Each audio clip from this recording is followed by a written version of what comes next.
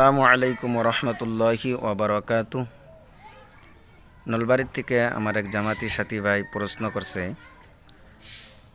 মুজার উপরে যেটা মুসাহ করা হয় মুকিম ব্যক্তির জন্য, এটার মুদ্দত কতখানি? 1 রাত 1 দিন মুদ্দতটা হলো মুকিম ব্যক্তির জন্য।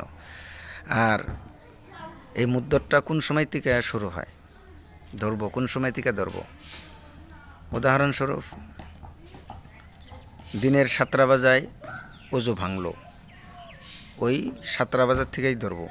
ওই 7টা বাজার থেকে নিয়ে দিনের পুরা দিন যাব, রাত যাব, দ্বিতীয় দিনে ওই যখন 7টা বাজবো তার মুদ্দত শেষ হয়ে যাব। আর মুদ্দত শেষ হওয়ার পরে তখন আর পাও ধোয়া জরুরি, লাজিম। মুদ্দত শেষ হওয়ার পরেও যদি মুসাহ করে নামাজ পড়ে, ওই নামাজ দুরুস্ত হবে না, নামাজ হবে না। তো মুকিম ব্যক্তির জন্য 1 রাত 1 দিন। আর মুদ্দত শুরু হয় যখন ওযু ভাঙে, আর ওই মুদ্দত ওই সময় থেকে নিয়ে 1 রাত 1 দিন মুসাহ করা মুদ্দত হইল মুকিম ব্যক্তির জন্য। তো কথা হইল,